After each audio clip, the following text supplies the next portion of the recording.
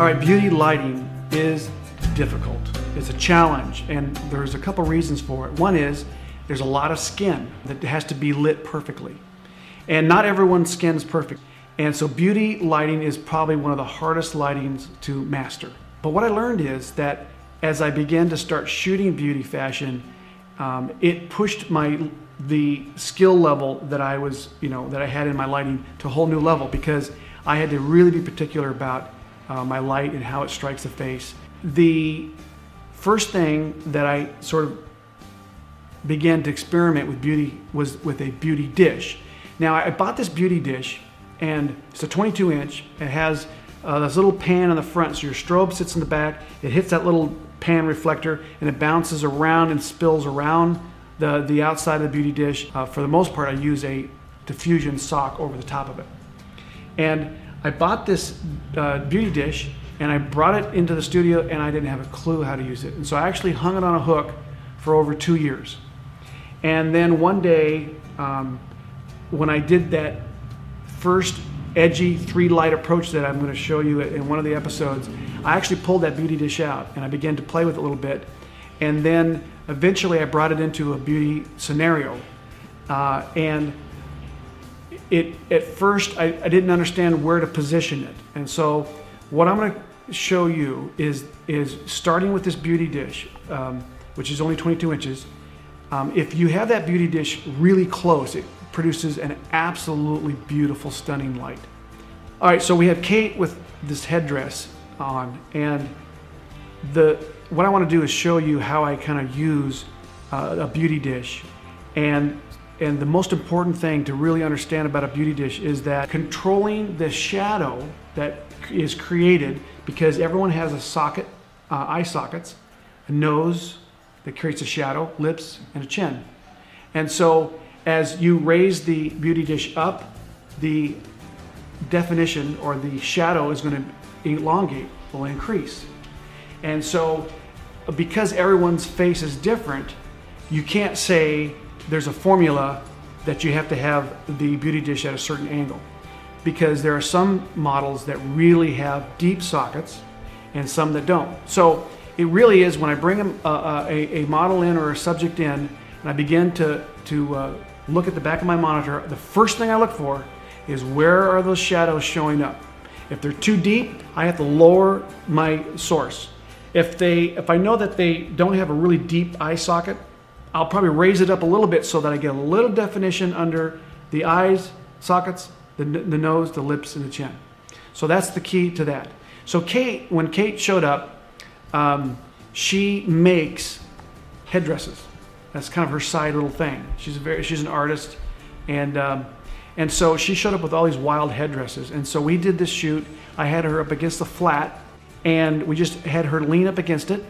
Took the beauty dish about 1.5 feet away from her, and then I raised it accordingly to get the shadows in position. And of course, the headdress was there. So it's really simple. So I want to start out, because we're going to cover other overhead light scenarios with bigger modifiers. We're going to go to 5 foot. We're going to go to 7 foot. And so I want to start with the 22-inch, because once you sort of get the sense of a 22-inch and how it works, or a smaller modifier, then it gives you kind of an idea where to go with the bigger ones. All right, so we're going to do the beauty dish scenario, and we have our beautiful model, Jessica Mion, with us.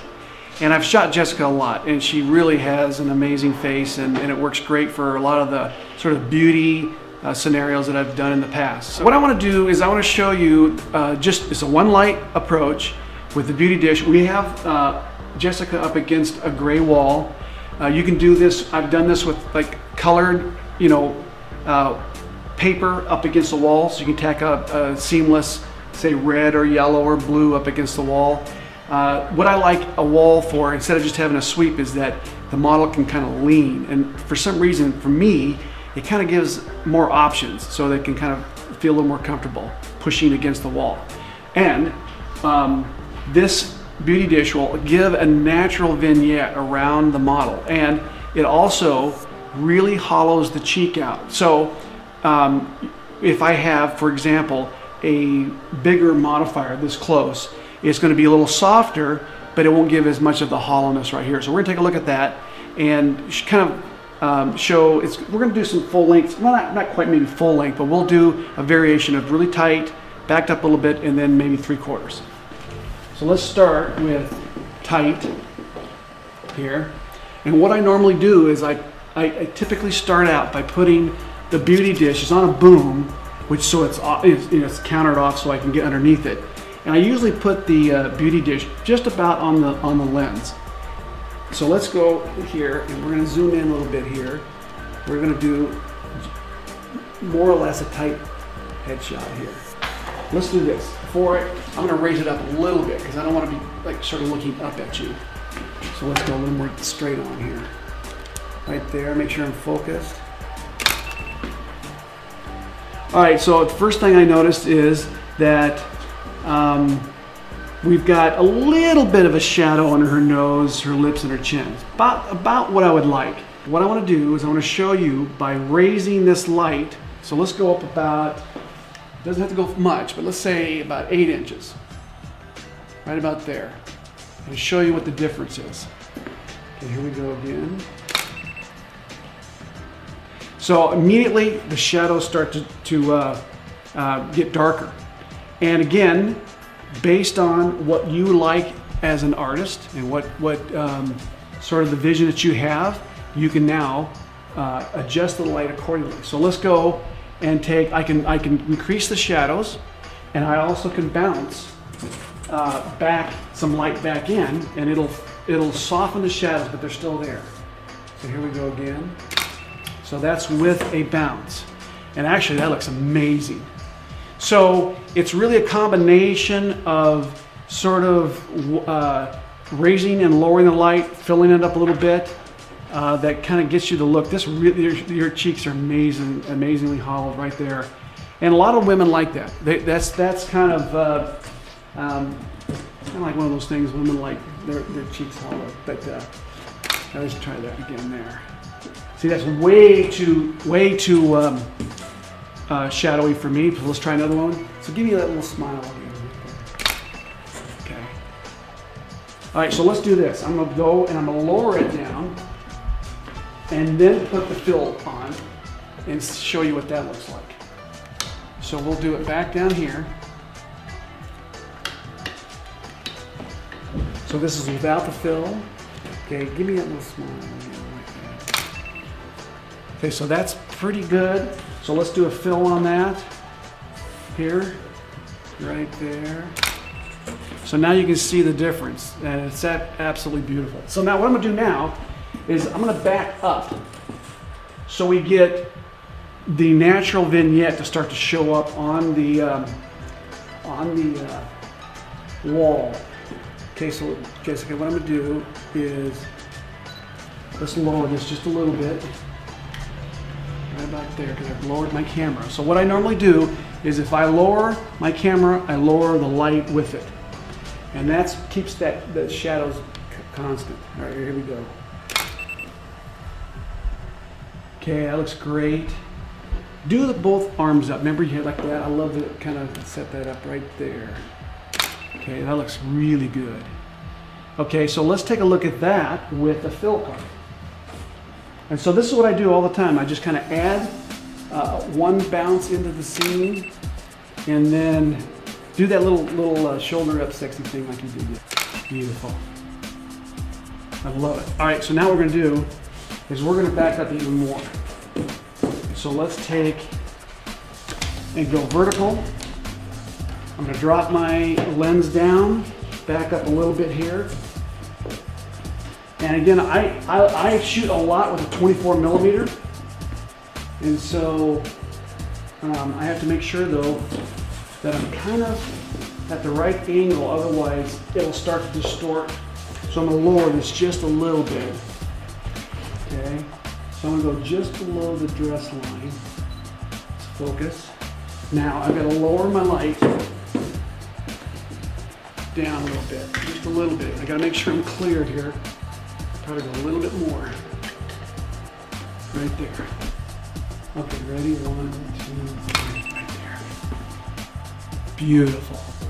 Okay, so what I'm going to do is I've got a little bit of this showing up in it, so I had to lower it down just a tad right there. And you can see the natural vignette taking place. I'm set at 24 millimeter here. So you might say, how is it possible to shoot a 24 millimeter this close to a model? So let's try this. See if I can get this in just a little bit. Not get much. That'll bounce. Oops, it showed up. Let's try that again. And you can see my assistant's not doing a very good job holding this thing. Do that again. Lean your shoulders against the wall again. Right there. Ready? 1, 2. Oh, beautiful, beautiful. That is absolutely gorgeous. Okay. Now let's try with that again.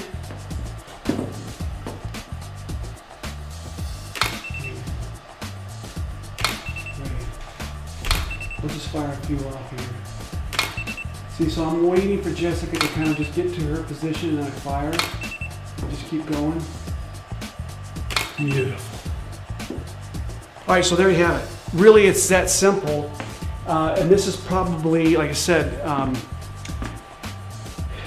about as easy as you can get in terms of doing a beauty shot. Of course, you have to have a nice model. But I do have the, obviously the diffusion on here. If you take the diffusion off, it will be just a little bit harder, a little bit harsher light. Now, if I back this light up, let's just do one more thing. If I back this light up, let's just try this, give you guys an idea. That is about, I would say, 2 feet away. So if we back this up,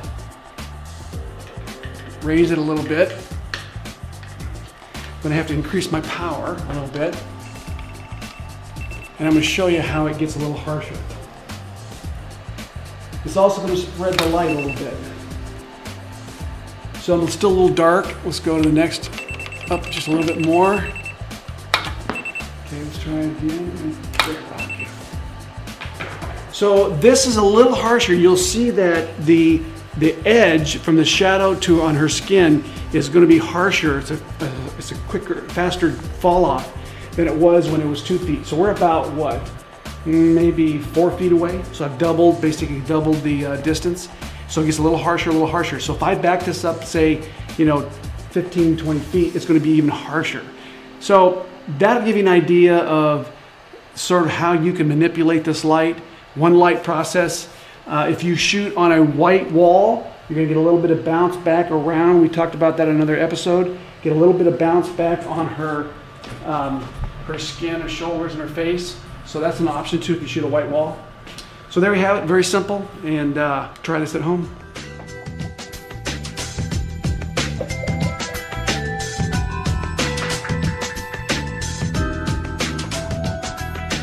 All right, so what I want you guys to do as a homework assignment, if you're interested in trying this technique with the beauty dish, is to obviously, I would recommend doing again some kind of wall, and you can actually, in a lot of homes, you have just a bare white wall, which would be perfect to just have a model lean up against.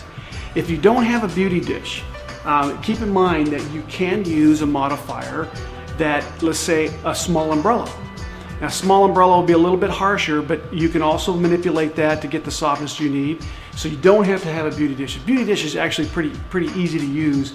So I would recommend that. And these are not that expensive. So, but try that with the beauty dish. Move it up and down a little bit to play with the shadow under the nose, and the chin and the eyes. And that way you get a sense of exactly what's happening. I think that the key to any lighting technique is to understand that even like 2 to 3 inches can in fact change the overall mood of the final image. Special thanks to FJ Westcott for keeping this episode lit up. Like the music? Special thanks to Triple Scoop Music. Frame Network giveaways are brought to you by B&H. Head to giveaways.framenetwork.com for your chance to win. Find out more about the equipment used in this episode on framenetwork.com.